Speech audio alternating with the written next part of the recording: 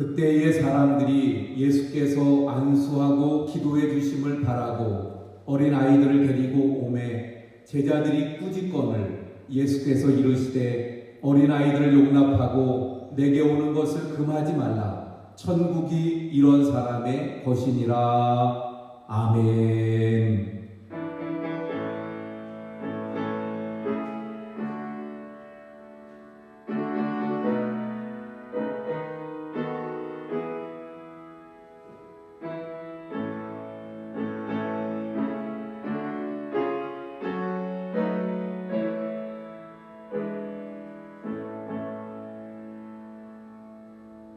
할렐루야. 임마누엘로 저희들 가정에 함께 하시고 저희들 가족의 참 아버지가 되시는 하나님, 감사와 찬송과 영광을 올려드립니다. 5월을 시작하는 첫 주일 가정의 달을 맞이하여 저희들이 깨끗하고 순전한 마음을 가지고 예배 드리오니 여기 임재하셔서 저희들의 예배를 흠양하시며 영광 받아 주시옵소서. 저희들에게 화목한 가정을 주신 하나님께 감사를 드립니다. 희생으로 키워주신 부모님과 믿음의 기업을 이어받을 자녀들을 허락해 주신 하나님 감사드립니다. 어린아이들처럼 낮고 겸손한 마음으로 주님을 늘 섬기고 저 영원한 천국을 늘 사모하게 하여 주옵소서. 예수 그리스도의 이름으로 기원하옵나이다. 아멘. 우리 찬송가 31장 찬송하시겠습니다.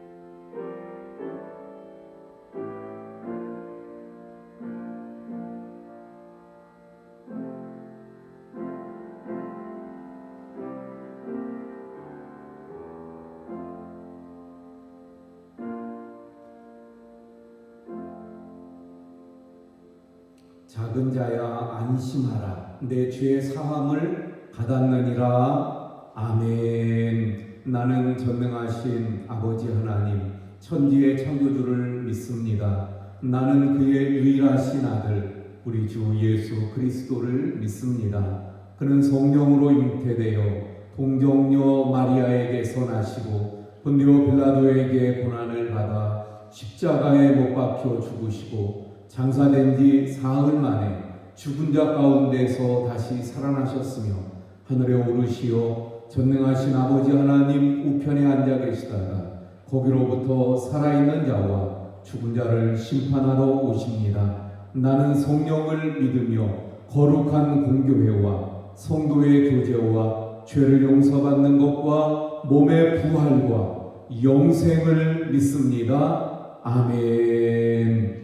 우리 찬송가 91장 찬송하시겠습니다.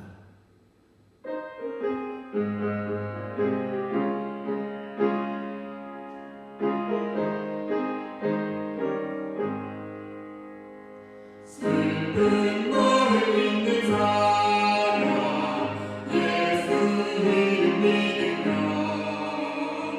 영원토록 변함없는 기쁜 마음 얻으리. 예수의 이름은 세상의 소망이요 예수의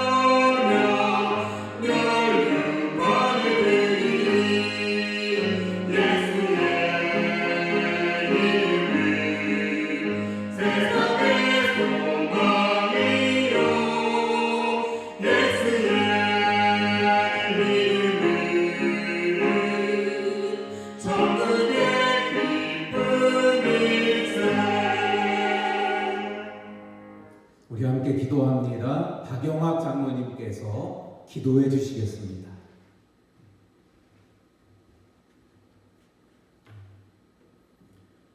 사랑과 은혜가 풍성하신 아버지 하나님, 하나님께서 우리를 코로나로부터 해방되게 해주시고 또한 아버지 하나님 코로나 기간 동안에 모든 어려움을 주님의 힘으로 주님의 능력으로 이기게 하심을 감사하나이다.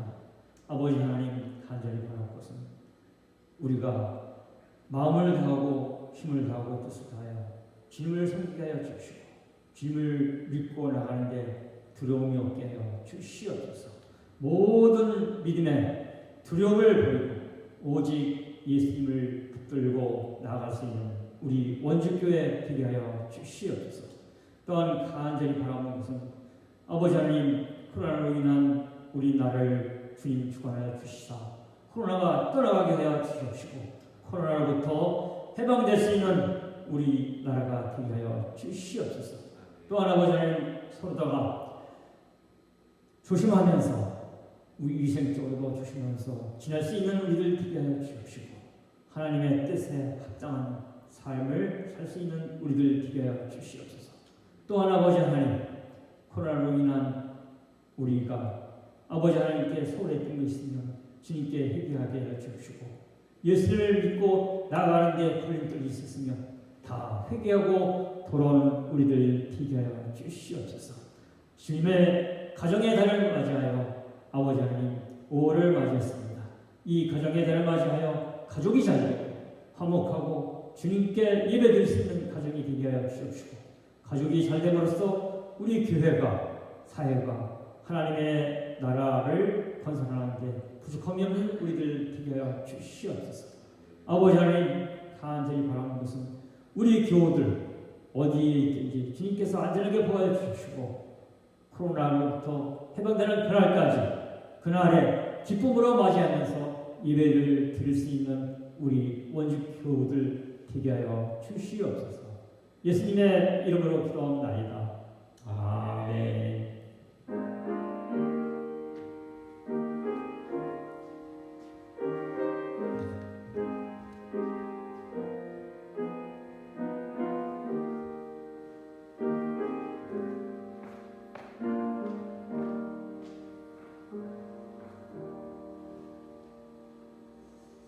예, 여기 하나님 말씀 봉독합니다. 잠언 25장 13절, 26장 1절에서 5절, 29장 4절 이렇게 세 구절이 되겠습니다.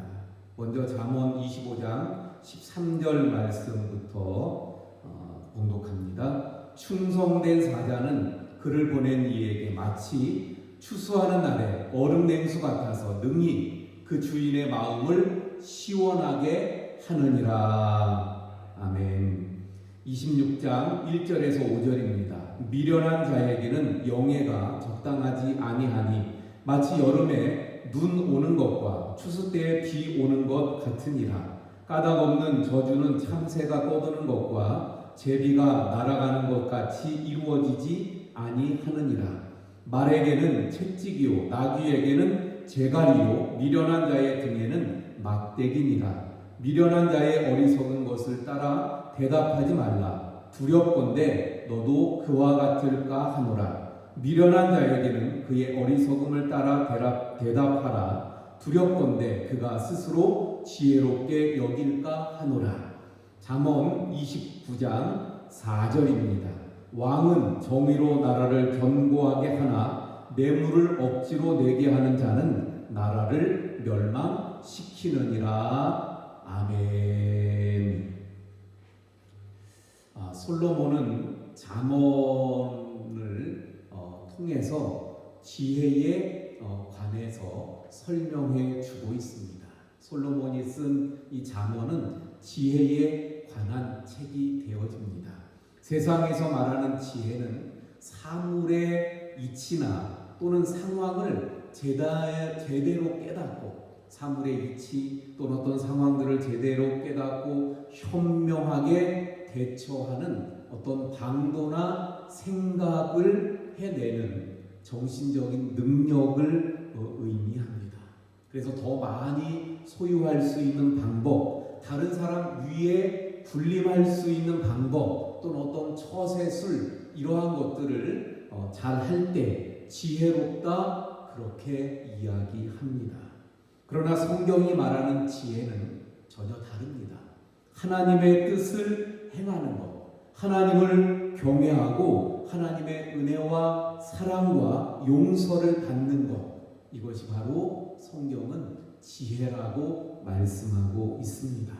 솔로몬은 이 지혜를 잠언에서 쓰면서 이 지혜에 대해서 쓰면서 비유를 많이 사용합니다. 그래서 그 비유를 통해서 지혜를 쉽게 설명하고 있습니다.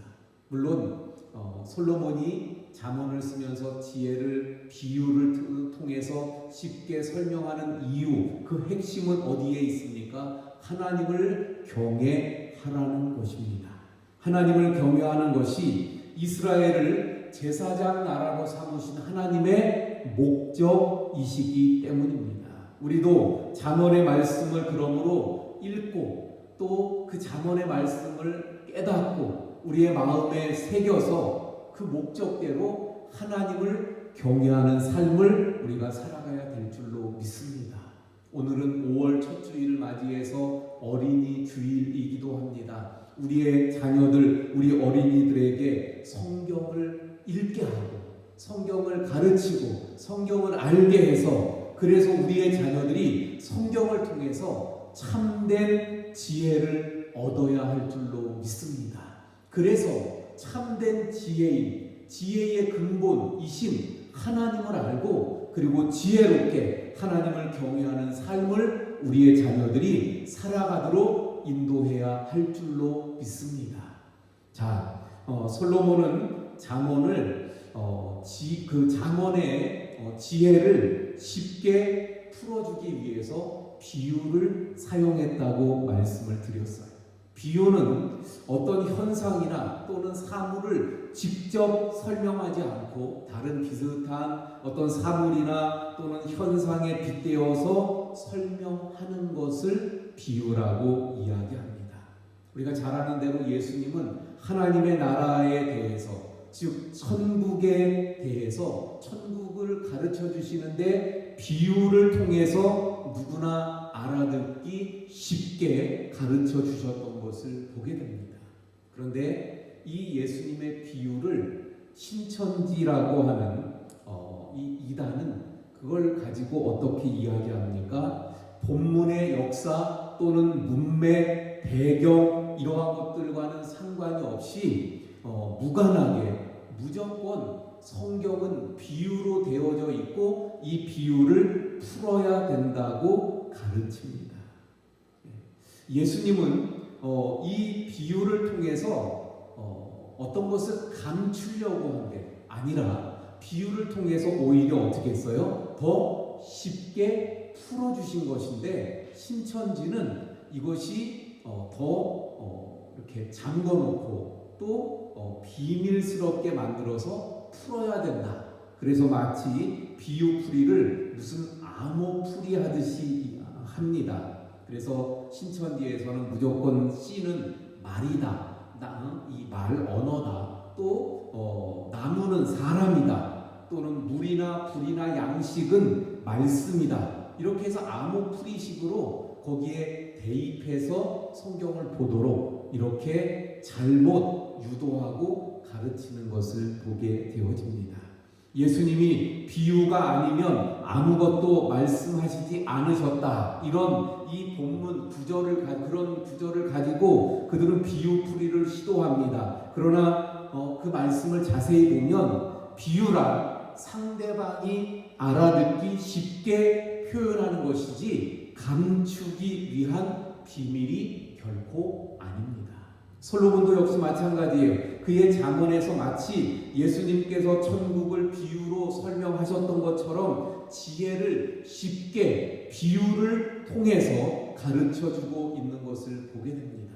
그래서 잠언 1장 6절에 잠언과 비유와 지혜 있는 자의 말과 그 오묘한 말을 깨달으라 이렇게 선포하고 있는 것을 봅니다.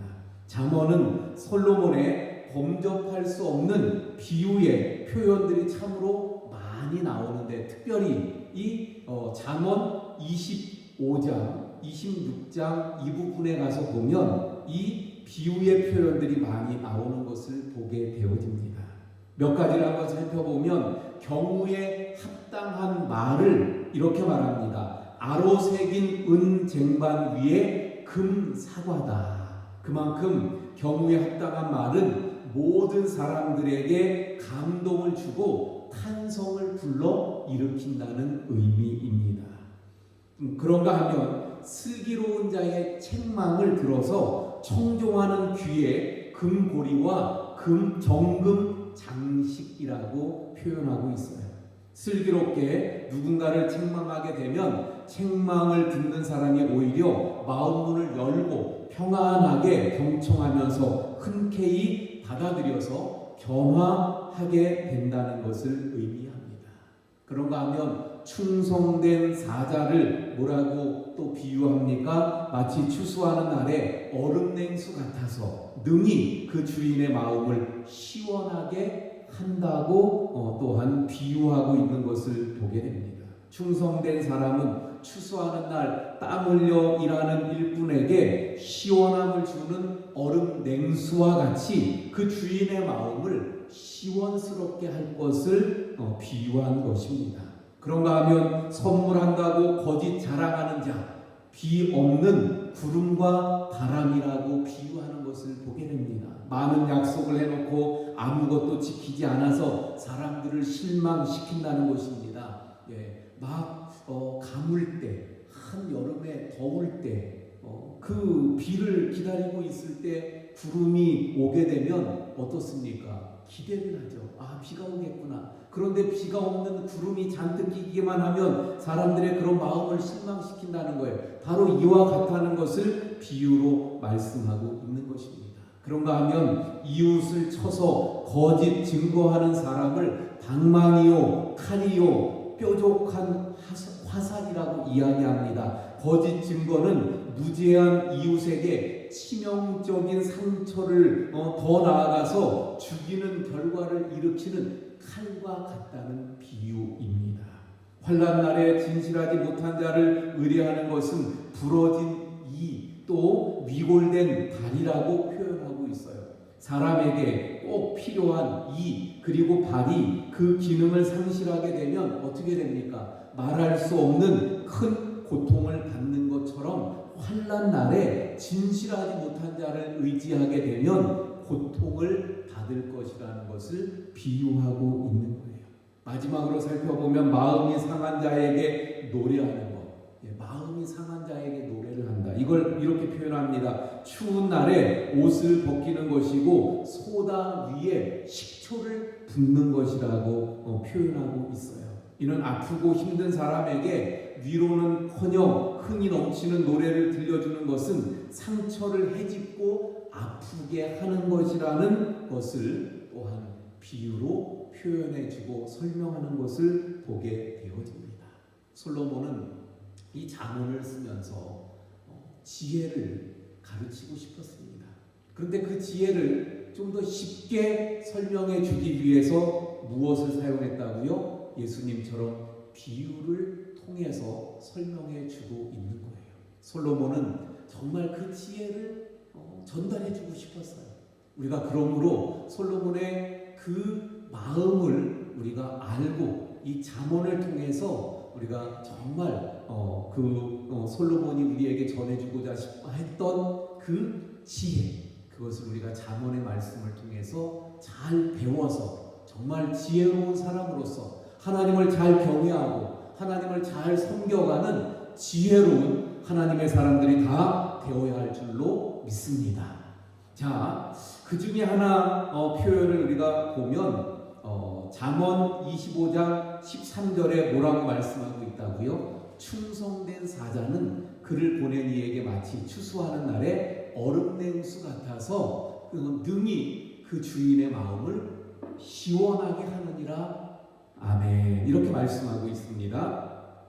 자, 여러분, 악한 종은 게으르고 착한 종은 충성되게끔 되어져 있습니다. 그래서 이 말씀을 통해서 우리가 다시 깨닫게 되는 것은 충성된 종이 바로 착한 종이구나. 착한 종은 충성스럽구나 하는 것을 깨닫게 되어집니다. 성경에도 보면 충성스러웠던 종들이 있음을 보게 되어집니다. 아브라함의 종인 다메섹 엘리에셀이 있어요. 아브라함이 아들을 그렇게 기다리지만 아들이 없을 때 아브라함은 어떤 마음을 가졌어요? 자신의 충성스러운 종 이 엘리에셀을 자신의 양자로 삼아서 그래서 상속자를 삼으려고 하는 마음을 가졌었어요.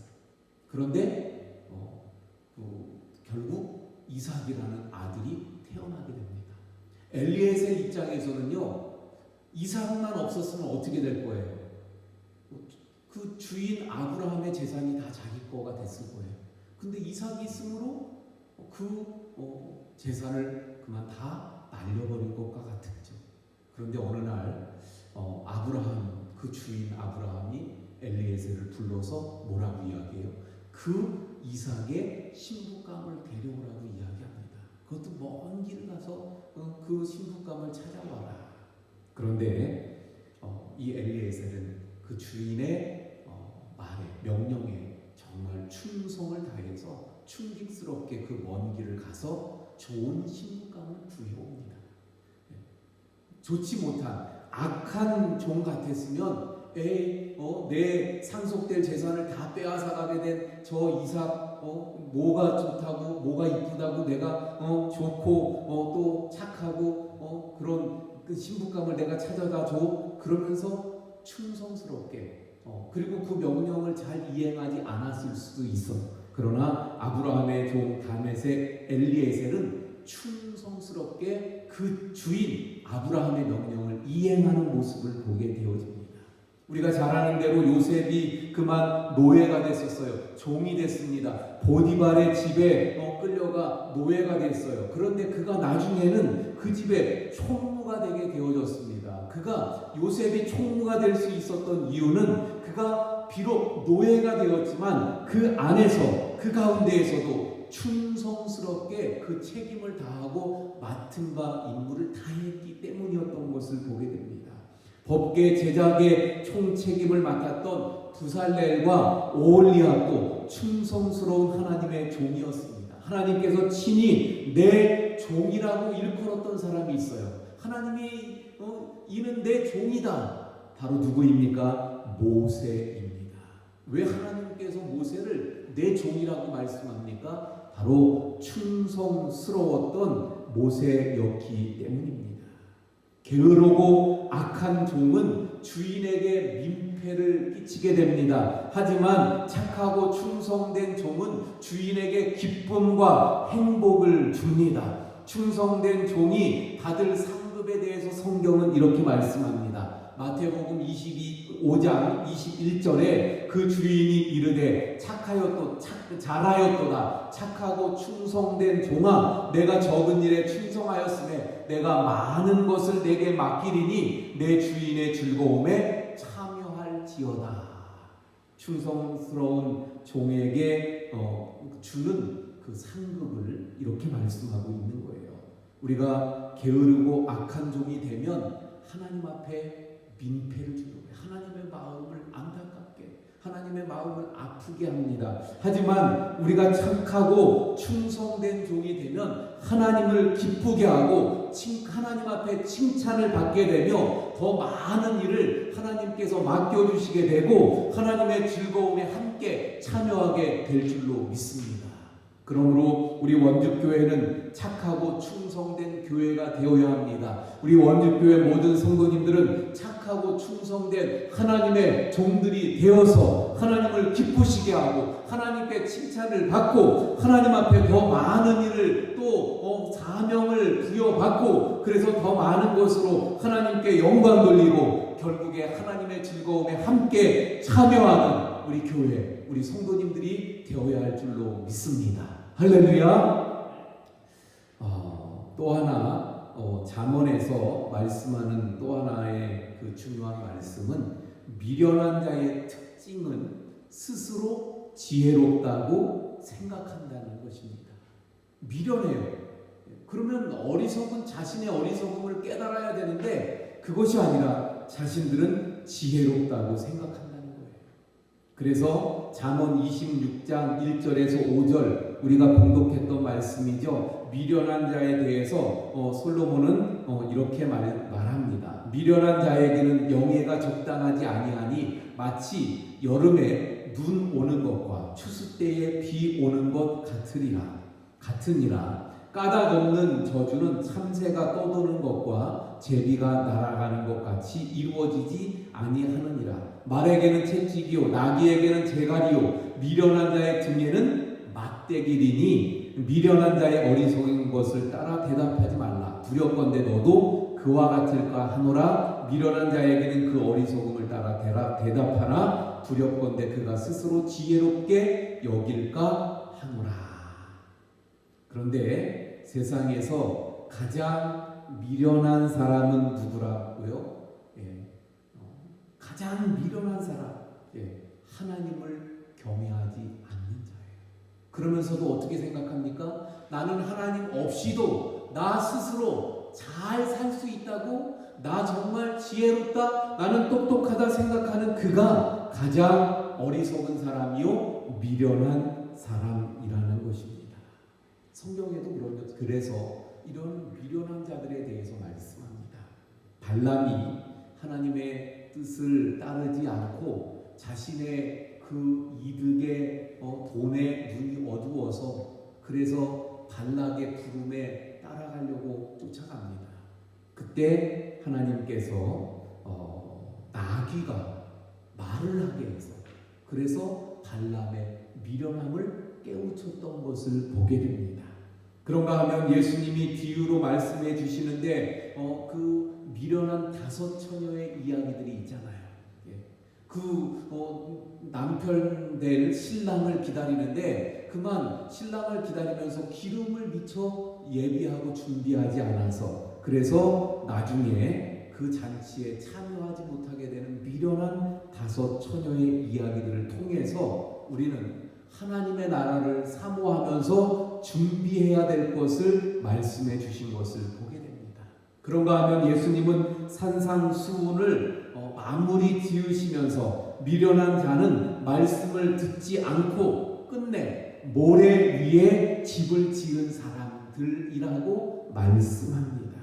마태복음 7장 26절에서 27절 나의 이 말을 듣고 행하지 아니하는 자는 그 집을 모래 위에 지은 어리석은 사람 같으리니 비가 내리고 창수가 나고 바람이 불어 그 집에 부딪힘에 무너져 그 무너짐이 심하니라. 그렇게 말씀합니다. 결국 그는 그의 어리석음으로 말미암아 결국 어떻게 된다는 거예요? 무너지고 만다. 그 삶이 무너지고 마는 것을 말씀하고 있습니다. 결국 미련한 자는 하나님을 경외하지 않는 자입니다. 그런데 하나님을 경외하지 않는 것이 가장 미련한 것인데 그 하나님을 경외하지 않는 사람들의 특징은 무엇인가 하면 스스로 지혜롭다고 생각한다는 거예요.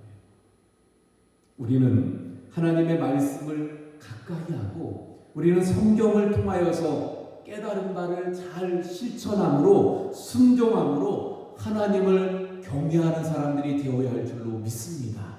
그래서 하나님을 경외하는 우리가 가진 것이 비록 없을지라도 우리의 삶의 형통함이 없을지라도 하나님을 경외함으로 진정 지혜로운 사람들이 다 되시기를 축원을 드립니다.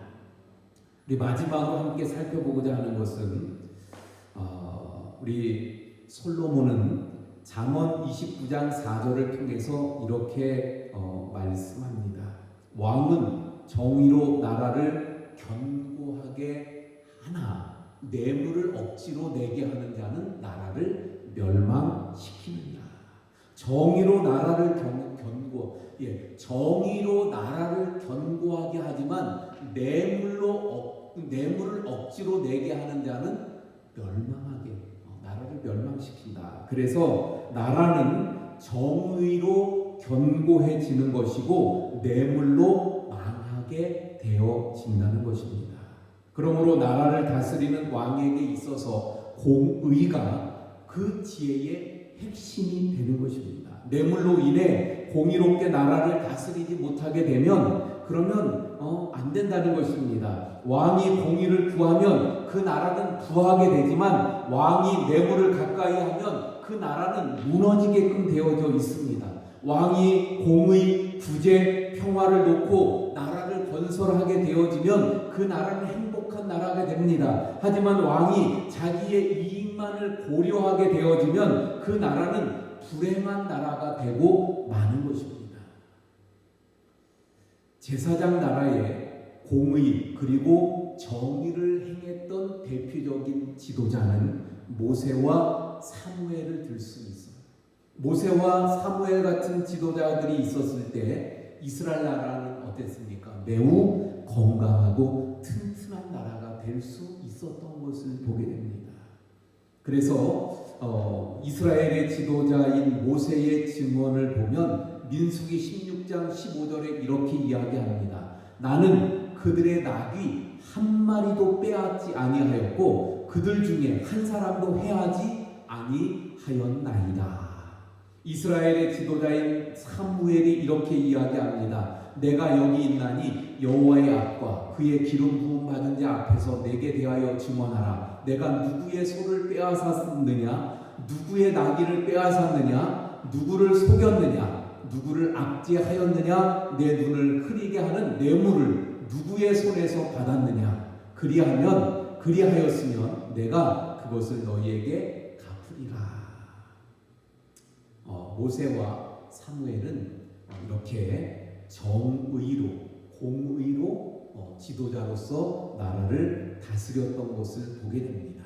그런가 하면 미가 선지자는 그 당시 남유다에서 선하고 정직한 지도자와 재판관과 권세자들을 찾아볼 수 없어서 그런 절망적인 상황을 안타까워했던 것을 보게 됩니다. 미가 7장 3절에 두 손으로 악을 부지런히 행하는도다. 그 지도자와 재판관은 뇌물을 구하며 권세자는 자기 마음의 욕심을 말하며 그들이 서로 결합하나니. 그래서 미가 시대의 그 유다 나라는 정말 절망적인 그런 상황. 왜 절망적인 나라가 되어졌어요? 뇌물을 받았기 때문에, 공의와 정의가 사라졌기 때문에. 그런가 하면 예수님 당시 예루살렘 성전의 대제사장들의 모습에서도 부패한 모습을 쉽게 찾아볼 수 있습니다. 그들은 예수님의 부활을 감춰서 자신들의 죄악을 덮고 또 그리스도의 승리를 인정하지 않으려고 수작을 부립니다. 그래서 마태복음 28장 12절 13절에 이렇게 말합니다. 그들이 장로들과 함께 모여 의논하고 그 군인들에게 돈을 많이 주며 이르되 너희는 말하기를 그의 제자들이 밤에 와서 우리가 잘 때에 그를 도둑질하여 갔다 하라. 그런가 하면 예수님 이후 사도 바울 때도 부패한 권력자였던 로마의 총독 벨릭스를 보게 되어집니다. 바울이 의와 절제와 장차오른 심판을 강론하니 벨릭스가 두려워하여 대답하되 지금은 가라. 내가 틈이 있으면 너를 부르리라 하고 동시에 또 바울에게서 돈을 받을까 바라는 고로 더 자주 불러 같이 이야기하더라. 그래서 이 벨릭스가 바울에게 뇌물을 좀 얻을까 했었던 것을 성경은 분명하게 말씀하고 있는 것을 보게 됩니다. 사랑하는 성도 여러분, 정의로운 지도자들은 나라를 견고하게 하지만 권력자들이 뇌물을 주고받으면 그 나라는 부패해지고 결국 망하게 되어지는 것을 보게 됩니다. 지난 4월 15일 이 나라에 총선이 있었습니다. 그래서 이 나라에 새로운 지도자들이 뽑혔습니다. 그 뽑힌 지도자들이 공의와 정의로 정치하며 이 나라를 세워갔으면 참 좋겠습니다. 그러므로 우리 그리스도인들이 기도해야 합니다. 저들이 뇌물을 받는 자들이 아니라 자기의 이익을 구하는 자들이 아니라 저들이 부패한 정치인들이 아니라 하나님을 두려워하며 하나님을 경외하는 지혜 있는 자들이 되기를 우리는 기도해야 합니다. 저들이 공의와 정의를 행하는 자들이 될 수 있도록 우리가 저들을 위해서 기도해야 합니다. 우리 그리스도인들이 기도해야 합니다. 디모데전서 2장 1절에서 2절에 이렇게 말씀합니다. 그러므로 내가 첫째로 권하노니 모든 사람을 위하여 간구와 기도와 도고와 감사를 하되 임금들과 높은 지위에 있는 모든 사람을 위하여 하라. 이는 우리가 모든 경건과 단정함으로 고요하고 평안한 생활을 하려 함이라. 이렇게 말씀합니다. 우리 그리스도인들은 이 나라가 평안해야, 그래야 하나님을 잘 섬길 수 있잖아요. 이번 코로나 사태를 보면서 평안해야 우리가 하나님을 잘 섬길 수 있음을 다시금 우리가 또 깨닫게 되어집니다. 진정 이 나라의 지도자들이 정의로 하나님을 두려워하면서 정말 공의로 이 나라를 다스릴 때 우리가 평안하게 하나님을 또 잘 섬겨갈 수 있는 줄로 믿습니다. 우리 사랑하는 모든 성도님들, 나라를 위해서, 지도자들을 위해서 함께 기도해 주시기를 바랍니다. 뿐만 아니라 오늘 말씀처럼 솔로몬이 비유를 통해 지혜를 최대한 어떻게 하면 잘 설명할까, 그래서 비유를 통해서 설명했던 것처럼 우리 지혜를 전달해 주고자 했던 솔로몬의 마음을 헤아려서 우리 지혜, 그가 원했던 지혜, 하나님을 경외하고 하나님을 섬기는 그 길, 그것이 바로 지혜요 지혜자의 삶이었던 것을 보게 됩니다. 우리 원주교회 모든 성도님들은 지혜로운 하나님의 사람들이 되어서 하나님을 경외하고 지혜의 길로 나아가 하나님을 경외하는 그러한 경건한 삶을 살아가는 우리 모든 성도님들이 되시기를 축원을 드립니다. 기도하시겠습니다. 하나님, 오늘 솔로몬의 잠언의 말씀 속에 있는 지혜에 대해서 함께 살펴보았습니다. 솔로몬이 그 하나님을 섬기면서 또 그가 삶을 살아가면서 하나님이 주신 지혜를 통해 깨달은 그 지혜의 말들을 잠언을 통해서 비유로 쉽게 풀어서 설명하면서 하나님을 잘 경외해 나가는 지혜로운 삶을 살아갈 것을 말씀하는데, 주님, 우리 원주교회 모든 성도님들이 또한 우리의 자녀들이 이 지혜의 말씀을 잘 배우고 깨우쳐서 하나님을 잘 섬겨가는 진정한 지혜로운 사람들이 되어서 하나님의 말씀대로 순종하는 삶을 살기를 원합니다. 그래서 진정 충성스러운 하나님의 종들이 되게 하시고 진정한 지혜로운 사람들이 되어서 하나님을 경외하며, 또한 이 나라 지도자들이 진정 지혜롭게 공의와 정의를 행하며 하나님을 두려워하며 섬기는, 하나님을 경외하는 지도자들이 되도록 기도해 줄 수 있는 우리 성도님들이 되게 해 주옵소서. 하나님, 참으로 지혜로운 우리 원주교회 성도님들이 다 되게 해 주옵소서. 예수님 이름으로 기도하옵나이다. 아멘. 교회 소식 전해드리도록 하겠습니다. 다음 주부터는 영상 예배 없이 교회 모임으로 우리 주일 오전 예배를 전처럼 교회 모임으로 이제 다시 복귀하도록 그렇게 하겠습니다. 그래서 우리 가정에서 영상 예배로 드리셨던 분들 오늘까지만 영상 예배가 제공이 됩니다. 다음 주부터는 영상 예배가 없어요.